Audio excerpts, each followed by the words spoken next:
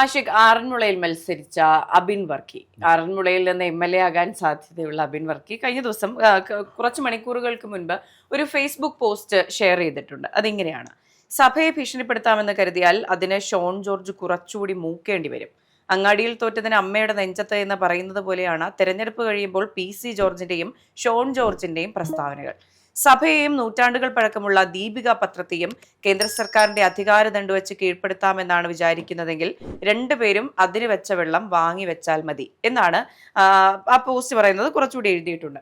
അപ്പോൾ എന്താണ് ഷോൺ ജോർജുമായിട്ടുള്ള അല്ലെങ്കിൽ ഷോൺ ജോർജ് PC ജോർജ് സഖ്യത്തിൽ ഉണ്ടായ ഈ പറഞ്ഞ പ്രശ്നം? നമ്മുടെ PC ജോർജിനെ ഷോൺ ജോർജിനെ പറ്റി ഈരാറ്റുപേട്ട കവലയിൽ ചെന്നാൽ ഒരുപാട് കാര്യങ്ങൾ കേൾക്കാം. എന്തിനും ഏതിനും അപ്പനും മകനും അഭിപ്രായങ്ങളുണ്ട്. അതിപ്പോ കാര്യങ്ങൾ എന്തെങ്കിലും അറിഞ്ഞിട്ടാണോ? അതുമല്ല. ഇപ്പൊ റീസെന്റ് ആയിട്ട് വന്നിരിക്കുന്നത് എന്താന്ന് വെച്ചാൽ, ദീപിക പത്രത്തിന്റെ എഡിറ്റോറിയൽ FCRA നിയമത്തിനെ കുറിച്ചും അവരുടെ ആശങ്കകളെ കുറിച്ചും അതുമാത്രമല്ല UDFന്റെ ജയവും ആഗ്രഹിച്ചുള്ള എഡിറ്റോറിയൽ വ്യക്തമാക്കുന്ന എഡിറ്റോറിയലാണ് വന്നിട്ടുള്ളത്. അപ്പോൾ ഇത് PC ജോർജിനും ഷോൺ ജോർജിനും കൊണ്ടു. ഇപ്പൊ ഞാൻ കഴിഞ്ഞ ദിവസം പറഞ്ഞല്ലോ ഷോൺ ജോർജിന്റെ ഒരു പ്രതികരണത്തെ കുറിച്ച്. ദീപിക പത്രം കാണിച്ച് അമിത്ഷാ എന്താണോ ഇതെന്ന് പറഞ്ഞാൽ എനിക്കൊന്നും അറിയില്ല സാറേ, ഇവരെ എന്തെല്ലാം ചെയ്തതെന്ന് പറയുന്ന ഒരു അവസ്ഥ. അമിത്ഷായുടെ മുഖത്ത് നോക്കാൻ പറ്റാത്ത അവസ്ഥയായി പോവുക എനിക്കെന്ന് പറഞ്ഞ ഒരു പ്രതികരണം ഓർക്കുന്നില്ല. അത് ഇതിന് ബേസ് ചെയ്തിട്ടുള്ളതാണ്. കാരണം ഒരു പത്രത്തിന് അതിൻ്റെതായിട്ടുള്ള ഒരു സ്വാതന്ത്ര്യമുണ്ട്. ആ മാധ്യമ സ്വാതന്ത്ര്യത്തിൽ പോലും വിരൽ കൊള്ളുന്ന രണ്ട് നേതാക്കളാണ് ഈ അപ്പനും മകനും. അതെ, ഇപ്പൊ ദീപിക എന്നല്ല, എല്ലാ പത്രങ്ങൾക്കും എല്ലാ മാധ്യമ സ്ഥാപനങ്ങൾക്കും അവരുടേതായ രാഷ്ട്രീയ ചായ്വുണ്ടാകും. അത് അവരുടെ നിലപാടാണ്. അതിന് ചോദ്യം ചെയ്യാൻ ഇപ്പോൾ വ്യക്തികൾക്കുള്ളതുപോലെ തന്നെ മാധ്യമ സ്ഥാപനങ്ങൾക്കും ഈ പറഞ്ഞ സ്വാതന്ത്ര്യമുണ്ട്. അതുകൊണ്ട് തന്നെ അതിൽ ചോദ്യം ചെയ്യേണ്ട കാര്യമൊന്നുമില്ല. പക്ഷേ എനിക്ക് തോന്നുന്നു ഈ പരാജയത്തിൽ ഉള്ള വിരളി ഇപ്പോഴേ തുടങ്ങിയിരിക്കുന്നു എന്നാണ് മനസ്സിലാക്കേണ്ടിയിരിക്കുന്നത്. കേരളത്തിൽ നിന്നുള്ള സപ്പോർട്ട് ഇല്ലാത്തത് കൊണ്ടാവാം കേന്ദ്രത്തിന്റെ സപ്പോർട്ട് തേടുകയും പല കാര്യങ്ങളിൽ ഞങ്ങൾ ഇടപെട്ടുകൊണ്ടാണ്, ഞങ്ങൾ ചെയ്തത് കൊണ്ടാണ് ഇത്തരത്തിൽ ഇപ്പോൾ ഞങ്ങൾ ഇടപെട്ടത് കൊണ്ട് അത് നടന്നു എന്നുള്ള ഒരു നറേറ്റീവ് കൊണ്ടുവരാൻ ശ്രമിക്കുന്നുണ്ട്. എന്തുതന്നെയായാലും എനിക്കൊന്ന് കേരളത്തിൽ BJPയുടെ വളർച്ച അല്ലെങ്കിൽ BJPക്ക് അടുത്തെങ്കും ഭരണത്തിലെത്താൻ കഴിയില്ല എന്നുള്ള പൂർണ്ണ ബോധ്യത്തിലാണ് ഈ കേന്ദ്രത്തിൽ നിന്നുള്ള ദേശീയ നേതാക്കളൊക്കെ തന്നെ കേരളത്തിന്റെ കാര്യങ്ങൾ വളരെയധികം ശ്രദ്ധിക്കുന്നത്. അപ്പോൾ ഈ കാര്യത്തിലും അത് തന്നെയാണ് എനിക്കും തോന്നുന്നത്. ഇപ്പോൾ അബിൻ വർക്കി പറയുന്നത് സഭയുമായി ബന്ധപ്പെട്ടുള്ള കാര്യമാണ്, സഭയെ ചോദ്യം ചെയ്യുന്നതും. അപ്പൊ എനിക്ക് തോന്നുന്നു PC ജോർജൊക്കെ, എനിക്ക് അദ്ദേഹത്തെ ഭയങ്കര ഇഷ്ടമാണ്. ഭയങ്കര ഒരു പൂക്കി വരിച്ച, അദ്ദേഹത്തിന്റെ രാഷ്ട്രീയം മാറ്റി നിർത്തിയ ഒരു പൂക്കി വരിച്ചതാണ് അദ്ദേഹം. പക്ഷെ ഇങ്ങനെ മറ്റേ മനുഷ്യർക്ക് സാധാരണ ഒരു മൈൻഡ് ടു മൗത്ത് ഫിൽറ്റർ ഉണ്ടാകും. മനസ്സിൽ തോന്നുന്ന കാര്യം പറഞ്ഞാൽ പ്രശ്നമാകുമോ എന്ന് ചിന്തിച്ചിട്ടൊക്കെ പറയുന്ന ഒരു ഫിൽറ്റർ ഉണ്ടാവും. ഫിൽറ്റർ ഇല്ല. അപ്പൊ ഇവിടെ ഇങ്ങനെ ഉള്ളിൽ നിന്ന് വരുന്ന സാധനം ഇങ്ങനെ അങ്ങ് പോകും. അപ്പൊ അതാണ് പുള്ളിക്ക് സാധാരണ സംഭവിക്കാറുള്ളത്. എനിക്കൊന്ന് ഈ വിഷയത്തിൽ അത് തന്നെയാണ് സംഭവിച്ചത്. പക്ഷെ അബിൻ വർക്കി സഭയുമായി അടുത്ത് നിൽക്കുന്ന ആളായതുകൊണ്ട് തന്നെ നമുക്ക് ആറന്മുളയിൽ അറിയാം, കഴിഞ്ഞ തവണ മത്സരിച്ചപ്പോൾ വീണ ജോർജ് സഭയുടെ പേഴ്സൺ ആയിരുന്നു. സഭയിൽ നിന്നുള്ള ആൾ എന്നുള്ള ഒരു ബാനറിൽ അതിൻ്റെതായ ഒരു വോട്ട് ഉറപ്പായിട്ടുണ്ടായിരുന്നു. പക്ഷെ ഇപ്പോൾ അബിൻ വർക്കിയുടെ കാര്യം എടുത്തു നോക്കിയാൽ അബിൻ വർക്കിയും അതേ സഭയിൽ നിന്നുള്ള ആളാണ്. സഭാ മേലധ്യക്ഷന്മാർ പോലും രണ്ടുപേർക്കും നിങ്ങൾ ചിന്തിച്ച് ചെയ്യൂ എന്ന് പറഞ്ഞ ഒരു സാഹചര്യമായിരുന്നു ആറന്മുളയിലുള്ളത്. അദ്ദേഹത്തിന്റെ പോസ്റ്റിന്റെ ബാക്കി ഇങ്ങനെയാണ്: പ്രത്യേക ലക്ഷ്യത്തോടെ കൊണ്ടുവന്ന FCRA നിയമ ഭേദഗതി തങ്ങളാണ് തടഞ്ഞു നിർത്തിയത് എന്ന് പറയുന്നതിൽ എന്ത് ലോജിക്കാണുള്ളത്? കൂട്ടത്തിൽ നിന്ന് ഒറ്റുകാരായ 2 യുദാസന്മാരെ പിടിച്ച് FCRA നിയമത്തിന്റെ പേരിൽ ക്രൈസ്തവ സഭകളെ ബാർഗെയിൻ ചെയ്ത് ബ്ലാക്ക്മെയിൽ ചെയ്ത് കൂടെ നിർത്താമെന്ന് വിചാരിച്ചാൽ അതിന് മതേതരവാദികളായ കേരളത്തിലെ ക്രൈസ്തവ സമൂഹത്തെ കിട്ടില്ല എന്ന് പറയുന്നുണ്ട്.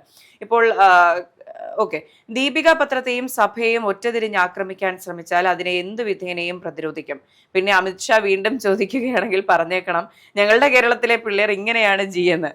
ഇപ്പോ നമ്മളൊക്കെ പണ്ട് വീട്ടിലൊക്കെ വഴക്കുണ്ടാക്കി, ഫ്രണ്ട്സുമായിട്ടൊക്കെ വഴക്കുണ്ടാക്കിയിട്ട് ഞാൻ പപ്പയോട് പോയി പറയുന്നത് പറയത്തില്ലേ, അതല്ലേ എന്റെ ഡാഡി എന്ന് പറഞ്ഞാലുണ്ടല്ലോ. സത്യം, ആ സീനാണ് അദ്ദേഹം. എനിക്കത് ഷോൺ ജോർജ് ഒക്കെ ശരിക്കും നല്ല രാഷ്ട്രീയം, നല്ല നേതാക്കളാണ്. ഇപ്പോൾ നേഷൻ ഫസ്റ്റ് അദ്ദേഹത്തിന്റെ ഇന്റർവ്യൂ എടുത്തിട്ടുണ്ട്. അദ്ദേഹം പറയുന്ന കാര്യങ്ങൾക്ക് അദ്ദേഹത്തിന് ക്ലാരിറ്റി ഉണ്ട്. പക്ഷെ ചെന്നുപെട്ട ഇടം മോശമായി പോയി എന്ന് എന്റെ വ്യക്തിപരമായ അഭിപ്രായമാണ്. അതെ, ചങ്ങാതി നന്നായാൽ കണ്ണാടി വേണ്ടെന്ന് പറയുന്നു അല്ലെ. നന്നായിരുന്നെങ്കിൽ ഇതൊന്നും പ്രശ്നമില്ലായിരുന്നു. അദ്ദേഹത്തിന് എത്തിപ്പെടേണ്ട സാഹചര്യം ഇതായിരുന്നില്ല. അതാണ് ഈ പറഞ്ഞ കേരളത്തിൽ നിന്നുള്ള സപ്പോർട്ട് ഇല്ലാത്തതും. എനിക്കൊന്നു BJP-യുടെ വളർച്ച എന്ന് പറയുന്നത് ക്രമാതീതമായി ഉയർന്നുകൊണ്ടേയിരിക്കുകയാണ്. അടുത്തൊരു 15-20 വർഷങ്ങൾക്കുള്ളിൽ ഇവരെല്ലാം ഈ പറയുന്ന ലൈം ലൈറ്റിലെത്തുകയും അവർ അവകാശപ്പെടുന്ന പോലെ കേരളം ഭരിക്കുന്ന ഒരു സാഹചര്യത്തിലേക്ക് എത്തുകയും ചെയ്യുമായിരിക്കും.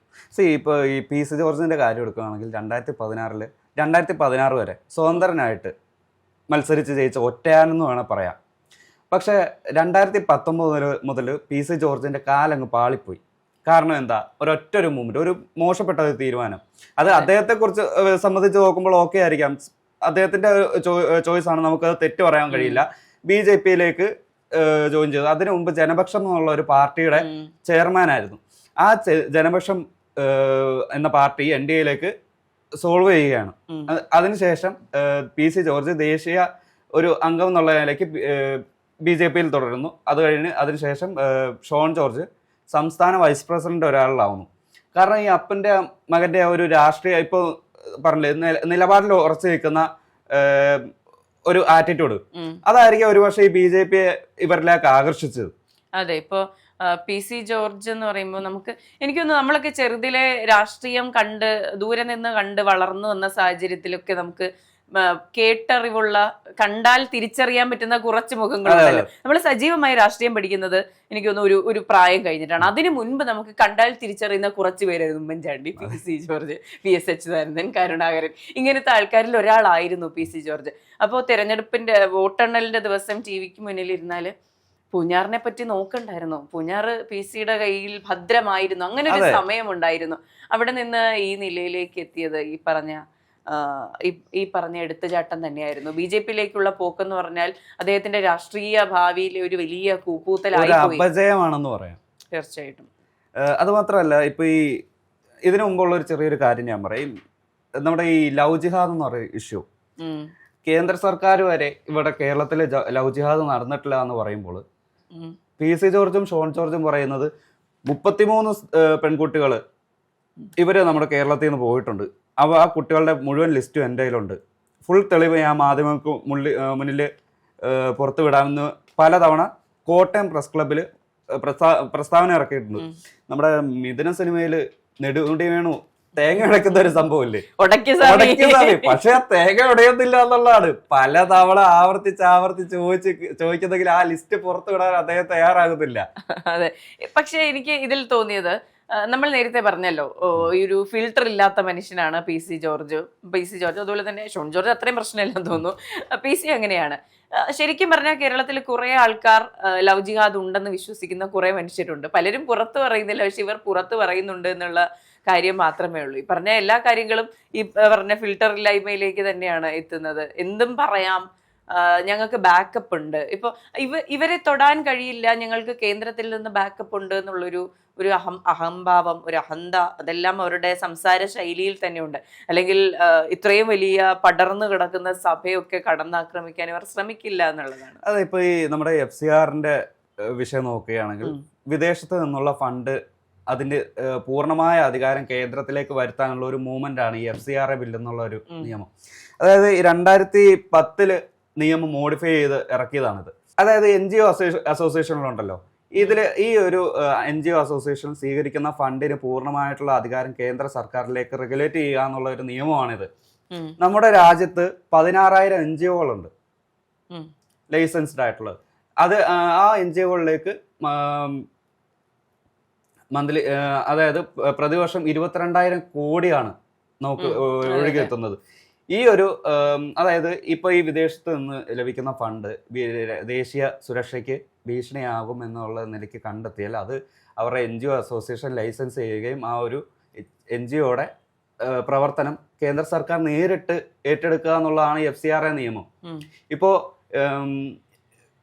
ക്രൈസ്തവ സഭകളുടെ NGO അറിയാലോ, അവരുടെ ഒരു സ്ട്രെങ്തും അവരുടെ ഒരു സ്ട്രാറ്റജിയും കാര്യങ്ങളൊക്കെ അറിയാലോ. അപ്പൊ ഈ ഒരു അസറ്റിനെ ലക്ഷ്യമിട്ടുള്ള ഒരു ബില്ലാണ് FCRA. ഇപ്പൊ ഈ ക്രൈസ്തവ സഭകൾക്കൊപ്പമാണ് BJP എന്ന് പറയുമെങ്കിലും നോർത്ത് ഇന്ത്യയിൽ നടക്കുന്ന ക്രൈസ്തവ പ്രീണനങ്ങളെല്ലാം കേട്ടിട്ടുണ്ടല്ലോ മേഘ.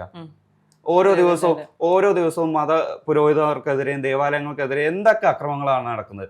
ഭാവിയിൽ ഈ ബില്ല് ഇംപ്ലിമെന്റ് ചെയ്താൽ ആ ഒരു പൂർണ്ണമായിട്ടുള്ള ഫണ്ട് കേന്ദ്ര സർക്കാർ തട്ടിപ്പറിക്കാനുള്ള ഒരു സാധ്യതയില്ലേ? ഇതെല്ലാം അത് നിലനിൽക്കുന്ന ആ ഒരു ഭീഷണി നിലനിൽക്കുന്നില്ല. ചൂഷണങ്ങൾ ചെയ്യപ്പെടാനുള്ള സാധ്യത ഉള്ളത് കൊണ്ടാണ് ഇതിനെല്ലാം പലരും എതിർക്കുന്ന ഒരു സാഹചര്യം ഉണ്ടാകുന്നത്.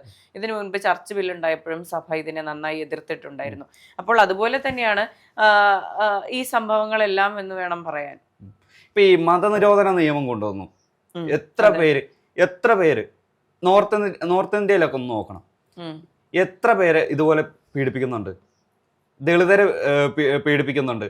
നമ്മുടെ ദിവസം വാർത്തയിൽ ഒരു ദിവസം ഒരു സംഭവങ്ങളും ഇല്ലാതെ ഒരു ദിവസം കടന്നു പോയിട്ടില്ല ഇതുവരെ.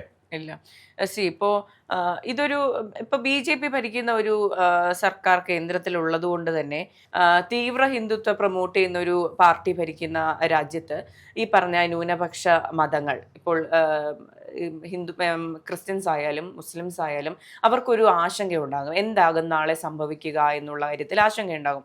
ഇപ്പോൾ മുസ്ലിംസ് ആണെങ്കിലും ക്രിസ്ത്യൻസ് ആണെങ്കിലും തമാശയ്ക്ക് പറയുന്നത് കേട്ടിട്ടുണ്ട്, നാളെ നമ്മൾ രാജ്യം വിട്ടു പോകേണ്ട ഒരു സാഹചര്യം വരുന്നു. ഈ ആശങ്ക ഉള്ളത് കൊണ്ടാണ് ഈ പറയുന്ന എല്ലാ കാര്യങ്ങളിലും ഇതിന് എന്തുകൊണ്ട് ഇത് ചെയ്യുന്നു, ഇത് ചൂഷണം ചെയ്യപ്പെടില്ലേ, ഇതിന്റെ ഒരു ചൂഷണം ചെയ്യപ്പെടുന്ന ഒരു ഫാക്ടറിനെ പറ്റി മനുഷ്യർ ചിന്തിക്കേണ്ടി വരുന്നത് ഇവിടെ ഒരു BJP സർക്കാർ അധികാരത്തിലുള്ളത് കൊണ്ടാണ്. അവർ അതിനെ ഒരു ഹിന്ദുത്വ പ്രൊമോട്ട് ചെയ്യുന്നു, നാളെ ഇവരെ പുറത്തു പോകും അല്ലെങ്കിൽ ഇവരെ ചൂഷണം ചെയ്യുന്ന ഒരു സാഹചര്യത്തിലേക്ക് പോയില്ല എന്ന് പറയാൻ കഴിയില്ല. അത് മാത്രമല്ല, എന്തിനും ഏതിനും ഈ ജാതി മതം കുത്തിക്കയറ്റുന്ന ഈ രാഷ്ട്രീയം, ആ രാഷ്ട്രീയമാണ് BJPയുടേത്. ആ ഒരു രാഷ്ട്രീയത്തെയാണ് എതിർക്കേണ്ടത്.